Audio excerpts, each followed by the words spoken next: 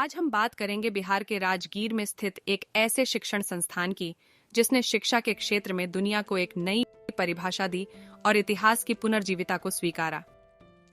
इसने न सिर्फ अपनी शैक्षणिक नीति से सबको अपनी ओर आकर्षित किया, बल्कि अपनी उपलब्धियों से भारतवर्ष का नाम दुनिया के हर कोने में प्रकाशित किया।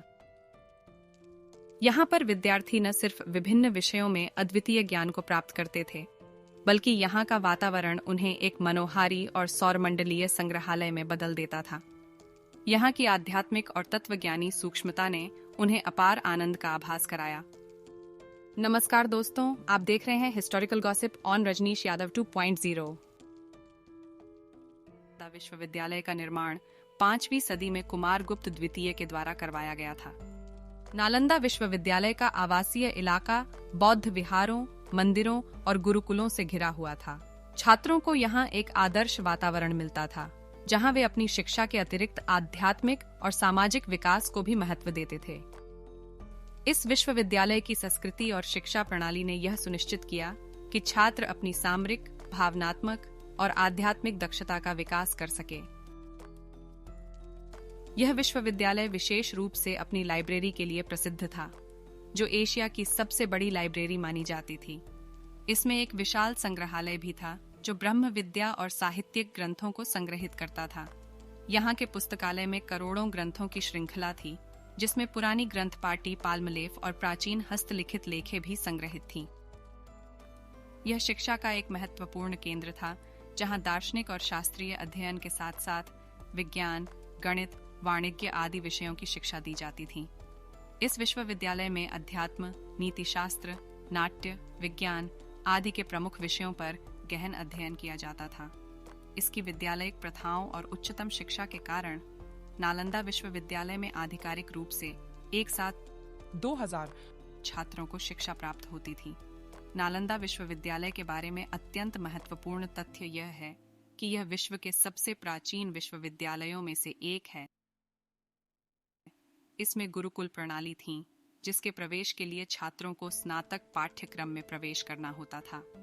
प्रवेश परीक्षा उनकी अभियांत्रिकी, गणित और साहित्यिक ज्ञान का मूल्यांकन करती थी। इस विश्वविद्यालय के प्रमुख गुरुओं में महावीरा, आर्यभट्ट और वरहमिहिर जैसे प्रसिद्ध विद्वान शामिल थे, जो अपने क्षेत्र में मान्यता प्राप्त कर चुके थे। इन गुरुओं की मुख्य भूमिका थी छात्रों को प्रशिक्षित करना, उन्हें नैतिक मूल्यों, साहित्यिक दक्षता और वैज्ञानिक ज्ञान के साथ साथ धार्मिक और आध्यात्मिक गुणों में संपन्न करना था। यह गुरुकुल प्रणाली छात्रों को एक महान गुरु के नेतृत्व में ज्ञान की गहराई में समर्पित करती थी और उन्हें नैतिक एवं आध्यात्मिक दिशा में प्रशिक्षित करती थी। नालंदा विश्वविद्यालय के पुराने समय के साक्ष्य और शेषांशों के आधार पर हमें एक अनुभवी प्रशासक और एक उच्च शिक्षा संस्थान की उत्कृष्टता का पता चलता है। यह विश्वविद्यालय संस्कृत और पाली भाषा में महत्वपूर्ण ग्रंथों की रचना का एक महत्वपूर्ण केंद्र भी था। यहाँ पर ग्रंथों की प्रति की संख्या बहुत अधिक थी और यहाँ के शिक्षार्थी ब्रह्म विद्या, ज्योतिष, दर्शन और धर्मशास्त्र के क्षेत्र में प्रशिक्षित होते थे। यह अद्वितीय विश्वविद्यालय भारतीय शिक्षा प्रणाली की गरिमा को दर्शाता है और यहाँ के छात्रों को एक अद्वितीय और साहसिक शिक्षा अनुभव करने का अवसर मिलता है। नालंदा विश्वविद्यालय का अंत बहुत ही अफसोसजनक था। इसके विनाश के कई कारण थे, जिनमें से मुख्य कारण 12वीं सदी में तुर्की आक्रमणकारी बख्तियार खिलजी का भारत पर आक्रमण था। उसके आक्रमण के दौरान 12वीं शताब्दी के अंत तक नालंदा विश्वविद्यालय की भव्य संरचना को ध्वस्त कर दिया गया था और शिक्षा प्रणाली को नष्ट कर दिया गया था। आक्रमणकारियों ने पुस्तकालय और संग्रहालयों में भी आग लगा दिया, जिसमें कई हस्तलिखित दस्तावेज भी जलकर राख हो गए। इसके कुछ अवशेष आज भी यहाँ मौजूद है। आज के वीडियो में बस इतना ही।